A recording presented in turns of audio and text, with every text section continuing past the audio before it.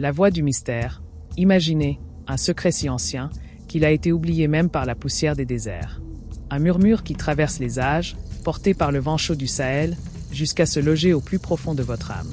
Et si ce secret n'était pas une légende, mais une vérité endormie, attendant le bon moment pour se réveiller?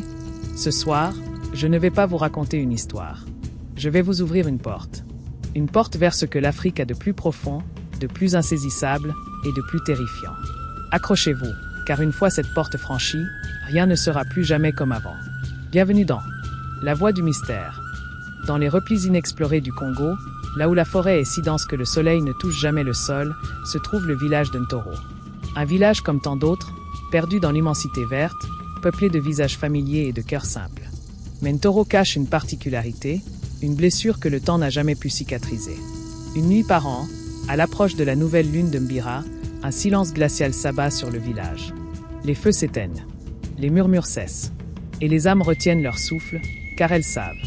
Elles savent que cette nuit-là, l'impureté de l'ombre vient collecter son dû. On dit qu'il y a des décennies, un explorateur blanc, arrogant et avide, s'est aventuré trop loin, dérangeant un sanctuaire sacré au cœur de la forêt. Il y a volé une amulette, un artefact d'une puissance indicible. En réponse, l'esprit gardien du lieu, jadis bienveillant, se transforma en une entité maléfique, le Mbilinzuzu, ou l'impureté de l'ombre. Depuis, chaque année, le Mbilinzuzu choisit une âme dans le village pour l'emporter dans son royaume éternel de ténèbres, afin de venger l'outrage.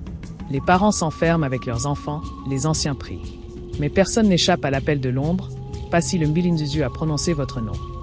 Notre histoire commence il y a 5 ans, avec un jeune homme nommé Kael. Kael était le plus vif des chasseurs, le plus agile des danseurs, et le plus rieur des jeunes hommes. Mais la nuit de Mbira de ses 16 ans, son rire s'est tu à jamais. Les tambours avaient cessé. Le silence était tombé. Et puis, on a entendu un cri.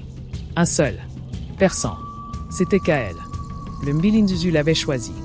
Au matin, sa hutte était vide. Seul un collier de perles qu'il portait toujours était resté, comme si on l'avait arraché à la hâte. La douleur s'est installée dans le cœur de tous, mais plus que quiconque, dans celui de sa jeune sœur, Zara. Zara avait alors 14 ans. Elle avait vu l'ombre à la fenêtre cette nuit-là. Une forme indistincte, plus haute qu'un homme, plus sombre que la nuit elle-même, portant quelque chose de lourd. C'était son frère. Elle n'avait rien pu faire. Mais le chagrin de Zara se transforma en une détermination farouche. Elle refusa d'accepter le sort de Kael. Chaque année, après la nuit de Mbira, elle partait. Elle s'aventurait dans la forêt, bravant les avertissements des anciens, cherchant des traces, des indices, quelque chose qui pourrait lui dire où le Mbilinzuzu emmenait ses victimes. Elle apprit à lire les marques laissées sur les arbres, à interpréter le silence des animaux, à distinguer le cri d'une chouette ordinaire de celui d'une chouette qui annonçait une présence autre. Elle devint une sorte d'ombre elle-même, se fondant dans la forêt, évitant les pièges des chasseurs et les esprits errants. Elle ne trouva jamais Kael, mais elle trouva d'autres choses. Des fragments de récits oubliés, des symboles gravés sur des roches cachées, des murmures d'esprits de la forêt qui la mettaient en garde. Il parlait d'un labyrinthe d'échos, un lieu où les âmes captives erraient, cherchant la sortie.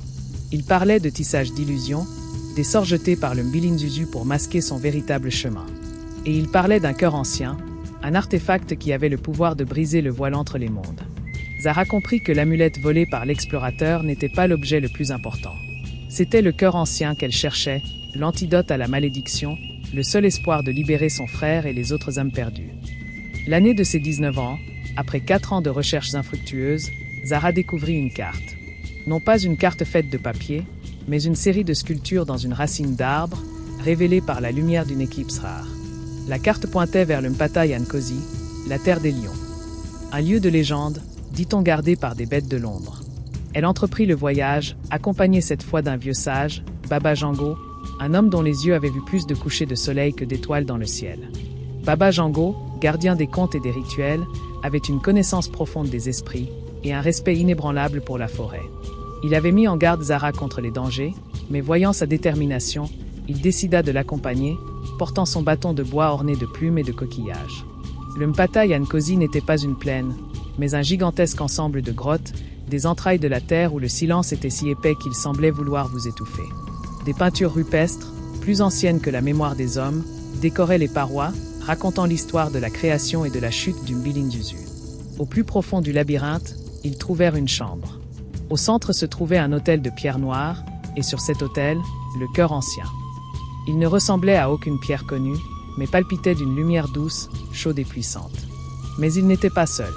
Au-dessus de lui planait le Mbilinzuzu. Non pas une forme unique, mais une myriade d'ombres entrelacées, tourbillonnantes, comme des âmes captives fusionnées en une seule entité colossale, les yeux rouges brillants d'une haine éternelle. Zara sentit le froid de la mort l'envelopper.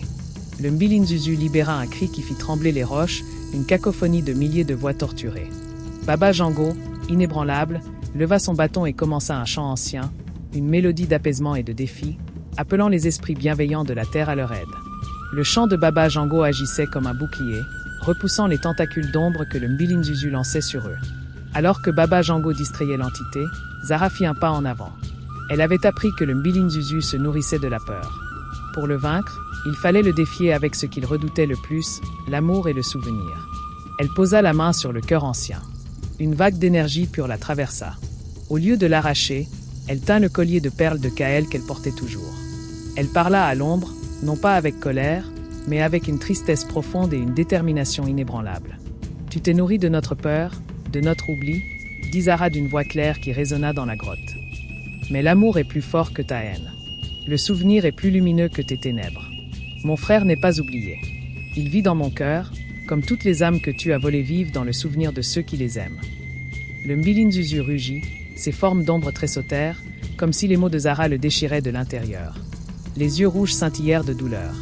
Zara leva le collier de Kael, le présentant au cœur ancien. Le cœur ancien s'illumina d'un éclat aveuglant, projetant des filaments de lumière sur l'ombre. La lumière ne brûlait pas, elle dissolvait. Elle désolidarisait les âmes captives les unes des autres. Au fur et à mesure que les ténèbres reculaient, des silhouettes indistinctes commencèrent à apparaître dans le tourbillon d'ombre. Des visages, des formes familières. Et puis, la lumière atteignit Kael. Il était là, un peu transparent, l'air perdu, mais il était là. Le Mbilinzuzu, n'étant plus qu'une fraction de son ancienne puissance, fut ramené à sa forme originelle, celle d'un petit fétiche brisé, l'amulette volée, qui tomba sur l'autel. Les âmes libérées flottaient un instant, incertaines, puis, comme attirées par une mélodie lointaine, elles commencèrent à s'élever, traversant les parois de la grotte. Kael regarda Zara. Il sourit. Ce sourire était un adieu, mais aussi une promesse. Son âme, enfin libre, s'éleva elle aussi, portée par la lumière vers un repos éternel. Le cœur ancien s'éteignit, sa mission accomplie. La malédiction de Ntoro était brisée. Zara et Baba Jango sortirent de la grotte, les yeux éblouis par le soleil levant. La forêt semblait respirer de nouveau. Les oiseaux chantaient. Le monde avait retrouvé son équilibre. Ils retournèrent au village. La nouvelle de la libération des âmes se répandit comme une traînée de poudre. La joie, mêlée d'une douce mélancolie, remplaça la peur. Les nuits de Mbira seraient désormais des nuits de commémoration et de célébration des ancêtres, et non plus de terreur. Zara était devenue une héroïne, mais elle restait humble. Elle savait que la vraie force ne réside pas dans le pouvoir, mais dans la persévérance, l'amour et le souvenir. Elle devint la nouvelle gardienne des histoires, la voix qui racontait les leçons du passé, et qui rappelait à son peuple l'importance de respecter les mystères de la terre. Elle racontait comment l'avidité et l'oubli peuvent transformer un esprit gardien en une entité maléfique, et comment l'amour et le souvenir peuvent restaurer l'harmonie. L'amulette brisée, le fétiche du Mbilinzuzu, fut enterré sous l'arbre des anciens, un symbole de la fin d'une ère de peur et du début d'une ère de sagesse. Ntoro retrouva sa paix, et la forêt, jadis lieu de terreur, devint un sanctuaire de vie et de mystère. Zara, elle, continuait à s'aventurer dans ses profondeurs, non plus pour chasser un monstre, mais pour écouter les murmures du monde et pour apprendre les secrets que seule l'Afrique peut révéler. Cette histoire, mes chers spectateurs, n'est qu'un fragment du tissu infini des mystères que l'Afrique tisse depuis l'aube des temps. Une histoire qui nous rappelle que les ténèbres et la lumière coexistent et que le courage d'une seule âme peut changer le destin d'un village entier. Le Mbilinzuzu n'était pas seulement un monstre, c'était le reflet de notre propre oubli, de notre propre peur. Mais combien d'autres secrets se cachent encore? Combien de légendes attendent d'être racontées, de vérités enfouies attendent d'être révélées? Le labyrinthe d'écho est partout, tout autour de nous, attendant que nous osions en explorer les profondeurs.